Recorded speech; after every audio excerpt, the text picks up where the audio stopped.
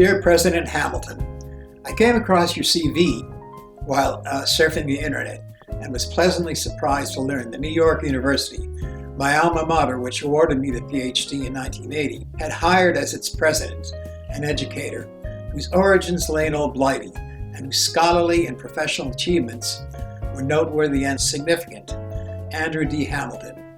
That fact gives us something in common, since I myself was born in Great Britain, in Hoylake, the Lake District, and spent my formative years there before being brought to the United States, where I completed my formal schooling, which culminated in my being awarded a PhD in 1980, subject of which was social movements in Algeria in the years leading up to independence from France in 1962, with the main focus being the Organisation Armee Secrete, which constituted an amalgam of self-defense groups formed to defend French sovereignty in Algeria.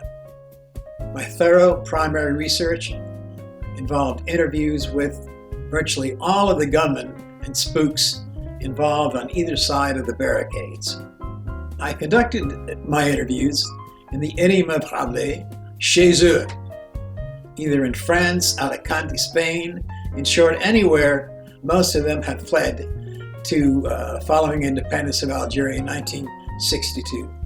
Some of them, many of them actually, whom I tracked down were still en cavale, on the run from various law enforcement agencies, and wanted for crimes committed avec violence et haine in defense of French sovereignty in the overseas provinces before 1962. À titre d'exemple, I interviewed one militant involved in the last-ditch struggle to save French Algeria, shared many a déjeuner with him on the terrace of his apartment at 11 Rue Saint-Lisky in the 17th arrondissement. Jean-Jacques Suzini, former head of Action Politique et Propagande of the then defunct OAS. This was in 1978, and who had become l'homme fort, strongman in the OAS after the capture of General Salon, 20th of April, Good Friday, 1962.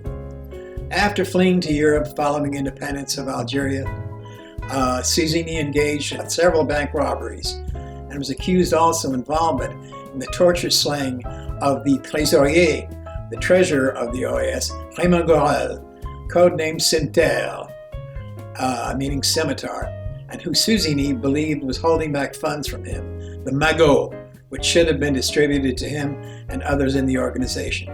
Suzini, who passed away in 2017, was a self-described fascist, yet as many kindnesses to me are engraved in my memoir. Suzini spent only 4 years in prison because of his felonies, and this was due to being well-connected, having friends in the government, namely Michel Poniatowski, or Ponia to his friends. I am descended from a family that believed in the British Empire and fought to preserve it. In fact, my middle name, Baden, was bequeathed to me by my father, who was born with the last century in 1900. And in order to pay homage to the empire that he loved so much, gave me the middle name Baden in remembrance of General Baden-Powell, hero of the siege of Mafeking during the asymmetrical struggle in South Africa against the Boer commandos, who fought the British Imperial Army to almost a standstill between 1899, date of Jameson's raid into the Transvaal, and the Peace of Vereeniging, and concluded 4 years later in 1903. The Boer War was, in many respects, Britain's Vietnam, since Boer guerrilla fighters living off the land fought the imperial forces and showed great courage in doing so. Entre parenthèses, I named a stray dog that I rescued in Senegal, Yarpi, after Yarpi Furi, Boer resistance leader known for his feats of valor during the conflict. Although my father spent most of his life in the U.S. after immigrating here in the 1920s, he remained British to the core in his habits to his dying day and insisted on having chutney with his evening meals, in deference to the Raj, Britain's occupation of the Indian subcontinent. Along these lines, my Uncle Edwin fought as an NCO, or non-commissioned officer, in the British Army, and after being demobbed, discharged from service in the Guerre de 14, or Grande Guerre, as World War I was known in Europe at the time, rose to the rank of sergeant in the Shanghai Municipal Police Force during the concession, where he remained until returning to England, where he passed away in 1947. Here you see photos of Edwin Harrison in Iraq during World War I, and then in China, Shanghai, wearing the uniform of the SMP, the Shanghai Municipal Police, as well as photos taken of his Eurasian wife and their son in a rickshaw in Shanghai circa 1925. Here also is the last photo of Helen Law, Edwin Harrison's widow, at his grave in Great Britain in 1947. Donc, vous voyez, my family history is interwoven with a loyalty to Great Britain and its imperial past, which explains why in the 1960s I emigrated to Rhodesia, at the time the sole remaining British colony in Africa, following the winds of change, Macmillan's words, which had swept across the continent earlier and rendered the rest of Africa, with the exception of South Africa, independent. See my video, Along African Roads, on youtube.com. I was in Salisbury, now renamed Harare, on the 11th of November 1965, when Ian Smith, head of the Rhodesian Front Party, signed UDI, or Unilateral Declaration of Independence, and also had the opportunity to interview Prime Minister Smith and his predecessor, Winston Field, party's co-founder, before returning to the U.S. to complete my doctoral studies. And it was then that I wrote the Times op-ed piece for White Rule in Rhodesia, August 1976, and which has been the source for so much misunderstanding. I was screened and approved by the committee in the history department at ANS for the degree in 1980, and thence, having apparently no hope of being placed at a university or any other emporium of higher learning, quel choc, I returned to high school teaching, followed by a stint of 4 years with an NGO in West Africa, for which President Obama officially commended me. Here you see a copy of his signed letter of felicitations. L'ancien chef d'État m'a fait honneur. Sociologically speaking, my parents were lower middle class, and like so many of their contemporaries from the British Isles, became domestic servants in the manoir, vast estates of the wealthy on Long Island, then referred to as the Gold Coast, and found employment with families such as the Phipps, the Holmes, the Sanfords, the Hitchcocks, among others. Here you see a group photo of the personnel of the Chimneys on Middle Neck Road in Sands Point, and which brought together, in this photo, butlers, under-butlers, like my father, chauffeurs, cooks, sous chefs, groundskeepers, all those employed on the estate of Mrs. Christian Holmes, heiress to the Fleischmann yeast and Fleischmann gin fortune. Years later, my father made the transition from being a butler, second man in the houses of the wealthy, to become a sea-going butler on a yacht belonging to the mogul, shipping mogul, Maurice Fargash, which Mr. Fargash called Natamor, combining the first letters of his spouse's name, Natalie, with his own prénom.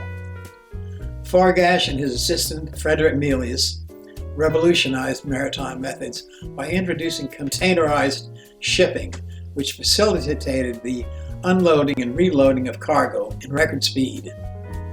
My parents wanted the best for me, and when I was awarded a PhD in 1980, they were overjoyed, proud, and looked forward to the day when their son would not only become a university professor, but a tenured one.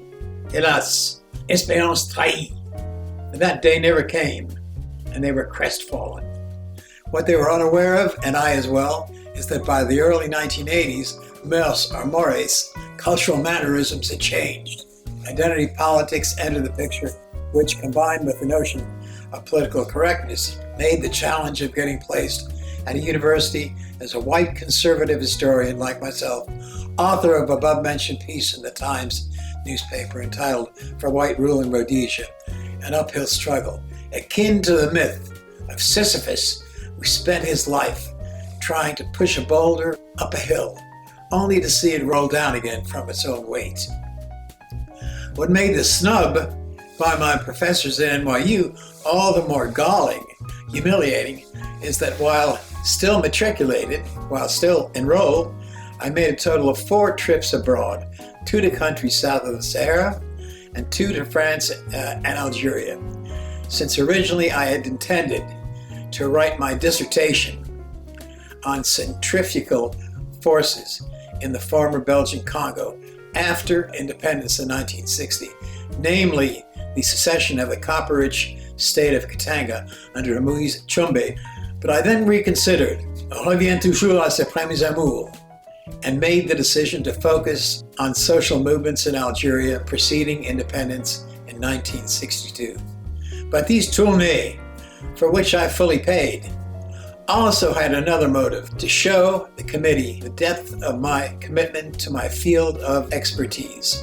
Long story in the short, I was awarded the PhD, but no offers were forthcoming in terms of being placed at an emporium of higher learning, which amounted to a form of rejection that was baffling, ironic, disappointing.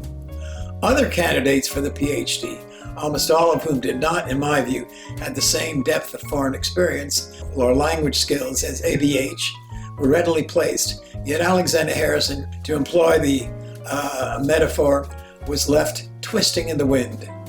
Thus, I returned to teaching high school in a zone school on the Upper West Side, and then left to return to Africa, where I spent 4 years working for an NGO, and for which I received the above-mentioned certificate from President Obama on behalf of the African people. But my qualifications, truly outstanding, were not enough to motivate my colleagues at NYU on the committee to make a sincere, honest effort to see me teaching at the university level. And I attribute their lack of good faith to my conservative views and to the publication of my article in the Times newspaper in 1976, "For White Rule in Rhodesia," as well as to the increasing popularity of identity politics.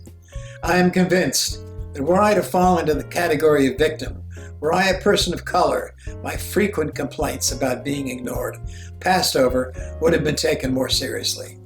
Thus, je vous en prie, Dr. Hamilton, examine my CV, au peigne fin, with a fine-tooth comb, and ask yourself, does Alexander Harrison not merit a form of compensation, relief, reparations? And in my well-considered opinion, an appropriate payback would be a year's lectureship at a university as a conférencier on the subject in which I am an authority, French colonial history, with an emphasis on the Maghreb. J'en ai assez souffert. Sincerely, Alexander Harrison.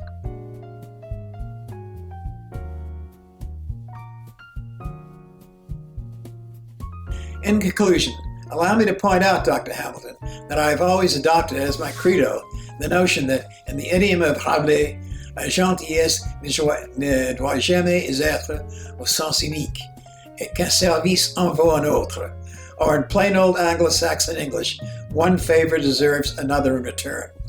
Thus, were I to be offered a one-year lectureship at the university as a conférencier, professing classes in my field of expertise, social movements in Algeria leading up to independence in 1962, with the emphasis being on the Organisation Armee Secrete, an amalgamation of all the defense groups extant in the overseas provinces to that point in time, 1961, 1962, I would return the favor by offering you French lessons to make you as fluent, voluble, and at ease with the language as anyone who had been studying it for years.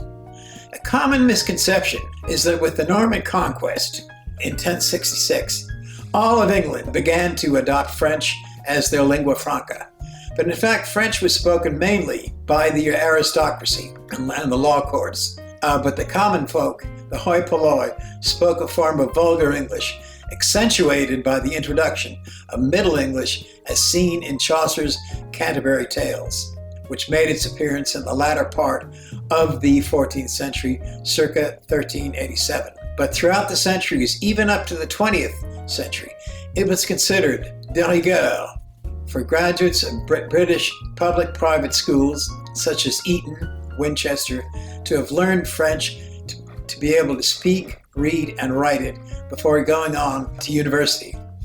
One such example is that of the late Anthony Eden, graduate of Eton, veteran of the Guerre de 14, who went on to have a career in politics, but had the misfortune to be foreign secretary in the late 1950s when Nasser of Egypt nationalized the Suez Canal, and Great Britain, France, and Israel, on the verge of invading Egypt in retaliation, were held back by the two then superpowers, the USSR and the United States. Foreign Secretary Eden was forced to resign his post, but not before granting an interview in French to reporters, in which he good-naturedly and impeccable French, albeit with a BBC accent, explained the reasons for his fall from grace and his resignation from the government. I cite Anthony Eden because he could be your role model, your beau idéal, as you progress in your understanding and facility with the French language. In your advancement towards fluency, I would be your tactician, but 90% of the work would be up to you. You might say, they're already a professeur de français at NYU, so who needs Alexander Harrison? My response is that whatever their qualifications, not one can match ABH in terms of his experience and depth. À titre d'exemple, how many professeurs de français at NYU can claim that they had known Paris when it was still overwhelmingly a French city, that they had interviewed 3 of the retired generals who instigated the putsch of April 19, 1961 against de Gaulle, the generals Charles, Salon, and Jouot, and interrogated them also regarding their appartenance to the OAS. How many could say that they'd interviewed many of the barbouzes, euphemistically called Service d'Action Civique, or SAC for short, an anti-terrorist squad of men of action who, acting on orders from the Élysée, fought the Algerian OAS sur le terrain in Algeria in the final tragic months of the conflict? How many could claim that they had interviewed the former Marseille gangster turned informer for the government in Paris, Joseph Attia, aka Jotia, who is responsible for the enlèvement in Munich of Colonel Antoine Argout, army deserter who had defied de Gaulle, and whom Attia captured and returned to Paris to face charges? Personne d'entre eux. And I interviewed Attia while myself I was serving a sentence at the Prison Fresnes en banlieue for a minor violation infraction à la loi des étrangers, punishable by a stay of 6 months aux frais de la princesse. There's a term in French when you're in jail, you say that your expenses are being paid by the princess. See my documentaries. After extensive interviews with one of the retired generals involved in the putsch of April 1961 against de Gaulle, Air Force General Edmond Jouot was reported to have remarked to his colleagues, Alexandre est plus pieds noirs que nous. Il sait boire le pastis mieux que nous. In any case, once again, long story in a short, can Alexander Harrison rely on Andrew D. Hamilton, university president, to press his case for social justice, to right a wrong that has been done to him, and make it possible for me to obtain a position as a guest lecturer at NYU, conférencier, where I could help NYU students understand not only the subtleties of the French language, but the backstory regarding efforts of those social movements which sought to safeguard Algeria as an integral part of France. I want to make mention of the texts I would suggest you use, which are a series of grammar books written by Gaston Mauger, Cours de langue et de civilisation française, levels 1 through 5. During my first 2 years in Paris as a boursier of Tulane University, I attended classes at the Sorbonne and was awarded certificates in spoken and written French, copies of which I have already forwarded to you. And studying and attending classes at the Alliance Française on the Boulevard Espagne in the 6e arrondissement constituted one of the most exciting, informative, intellectual adventures of my life. Gaston Mauger may not be considered among les immortels in the pantheon of France's all-time greatest writers, but in my view, he certainly deserves to be. Dans l'attente de vous lire, Alexander Harrison. Postscriptum. One is never too old to learn something new, and on ne quitte jamais l'école. The great English novelist, Somerset Maugham, author of Human Bondage and other notable works of fiction, wrote in the summing up that he undertook the study of classical Greek at the age of 80. Il faut le faire.